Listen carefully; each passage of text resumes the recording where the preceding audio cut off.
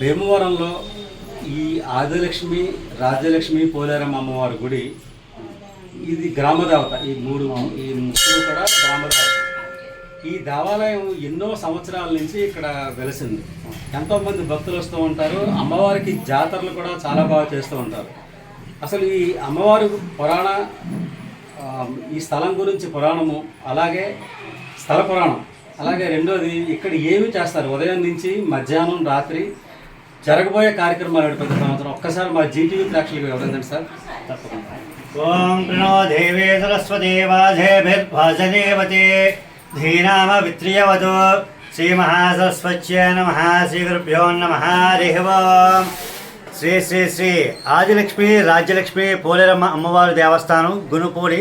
ఈ పంచారామ క్షేత్రానికి అన్నపూర్ణ సమేత మా సోమేశ్వర స్వామి దేవస్థానం సోమగుండం దక్షిణ వైపున వెలిసిన శ్రీ మహిమాన్వితమైనటువంటి ఆదిలక్ష్మి, రాజ్యలక్ష్మి, పోలేరమ్మ అమ్మవారు.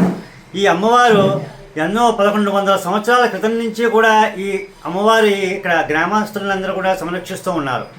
ఈ అమ్మవారు పొలిమేరలో ఎండకు ఎండుతూ వానకు తడుస్తూ నాచువారి సెంటరు వినాయకుడి గుడి పక్కన ఉంది.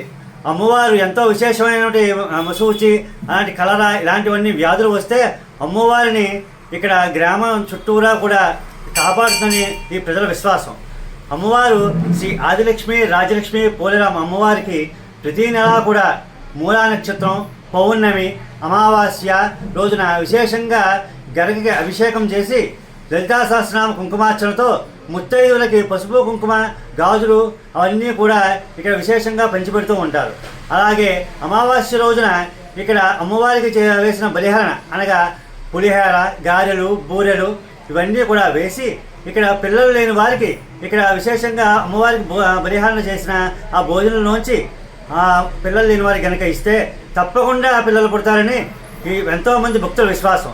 అలాగే ఈ చుట్టుపక్కలే 11 మంది గర్భవతులుగా ఉన్నారు. ఈ ప్రతి ఒక్కరికి కూడా ఈ విశేషం తెలియాలి.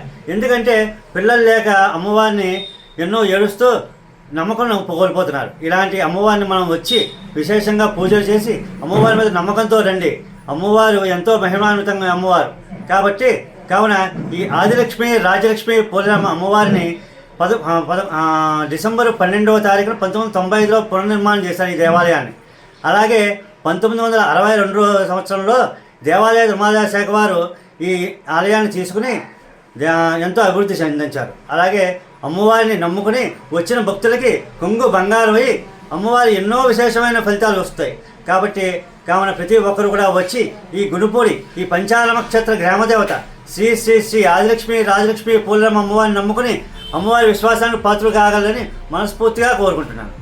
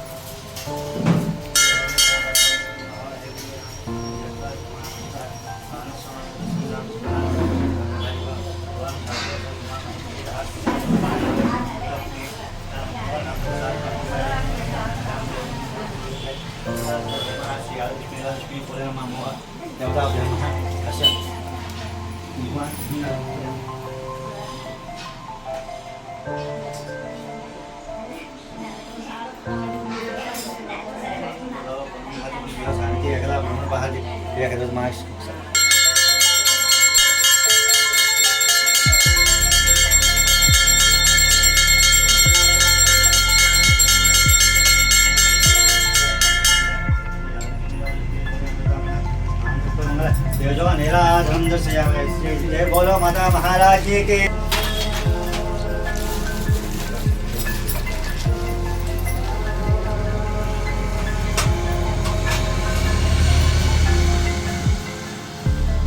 శ్రీ ఆదిలక్ష్మి, రాజ్యలక్ష్మి, పోలేరమ్మ అమ్మవారు ఈ ఉగాది మహాపర్వదినం సందర్భంగా ఉదయం నల్లూరు నాగేశ్వరరావు గారిచే గరగకి అభిషేకం చేయించుకుని అమ్మవారికి సహస్రనామ కుంకుమ పూజ చేస్తారు ఉదయం 9 గంటలకి.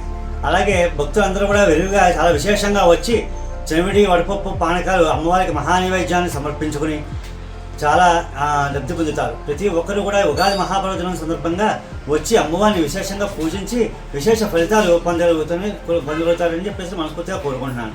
అలాగే రాత్రి 8 గంటలకి మహానివేదన చేస్తారు అమ్మవారికి. ఆ తర్వాత మహాజాతరగా తానాలు, వేర్నాలు, దాసాలు, డప్పులతో మహా విశేషంగా అమ్మవారిని ఊరేగించి గ్రామసేవ చేయించుకుని అమ్మవారు తెల్లవారుజామున గుడికి చేరుకుని భక్తులకి దర్శనమిస్తారు. కాబట్టి భక్తులందరూ కూడా ఉగాది మహాపర్వదినం సందర్భంగా అమ్మవారిని దర్శించుకుని అమ్మవారి కృపాకటాక్షలకు పాత్రలు కావాలని మనస్ఫూర్తిగా కోరుకుంటున్నాను.